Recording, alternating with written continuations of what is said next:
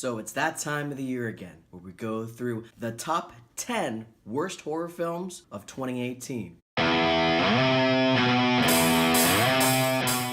Coming in at number 10 is Demon House. Demon House is a documentary. Basically, it's this guy, I think it's from Ghost Hunter or Ghost Encounter, some reality show. And he buys this house that's supposedly haunted. And it has this documentary feel to it. Nothing really happens. I mean, he even admits that there's potentially toxic mold inside of the house. And it's just him acting like a jerk throughout the entire movie. It's not entertaining. There was some interesting backstory in there, but overall, it's a film that just fails on every single level. Coming in at number 9 is Truth or Dare. So I was hoping that this film would be so bad that it's hilariously fun to watch with friends like The Bye Bye Man. Unfortunately, Truth or Dare isn't that movie. It's just plain bad. From bad CGI effects, terrible acting, and a plot that doesn't really seem to make a whole lot of sense and also just feels incredibly derivative. This is one of those films that is incredibly lazy, and it shows what is wrong with Hollywood horror these days. Coming in at number 8 is Tales from the Hood 2. If you saw my review for this film, you would see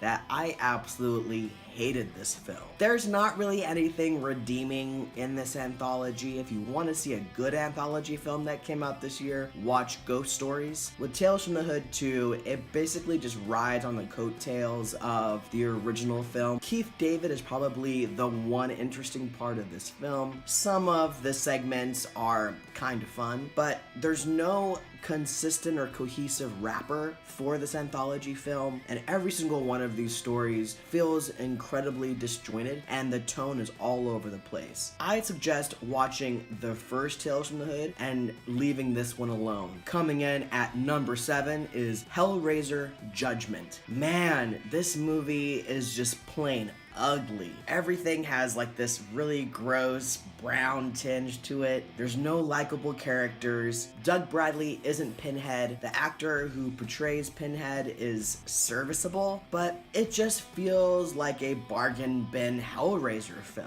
Hellraiser is one of those franchises that has so much potential, but the only film that's really worthwhile watching in this franchise, in my opinion, is the first film. With this one, it feels like it was written as a cop drama, and then they added Pinhead in there. But it just doesn't feel like it's a Hellraiser film. Coming in at number 6 is Day of the Dead Bloodline. Wow. This movie is just pitiful. There's bad effects, bad CGI, and practical effects. The acting is probably some of the worst I've seen this year, and that's saying a lot since we're only at number 6 on this list. Everything about this film just feels cheap, and you can make a cheap indie film, but still make it great. I literally can't think of anything redeeming in this film. Coming in at number 5 is Winchester. What this film does wrong is that it's boring. It looks great, and Helen Mirren is in it, and I love Helen Mirren. She is a fantastic actress, but the main lead actor, he has absolutely no charisma. He's great as a supporting actor, he works for that, but as a protagonist, there's nothing about him that really makes you root for him or want to see him succeed.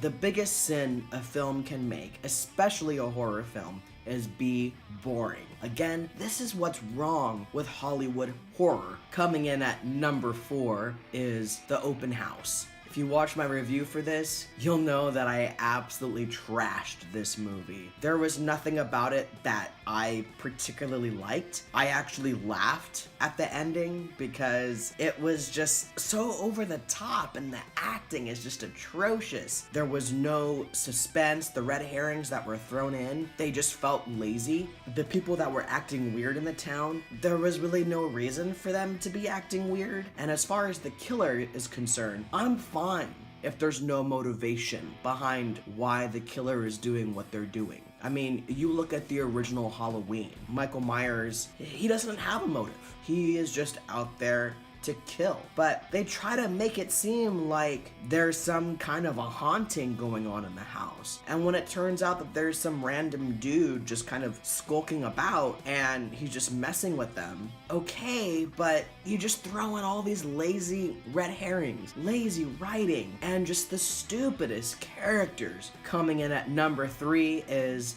The Nun. Man, to base an entire film around this demon and then literally not expand upon it at all about where Valak comes from, really? They give like a little spiel about it near the end of the film, but it's basically just this nun, Frenchie, and this priest walking around this creepy monastery for like an hour and a half.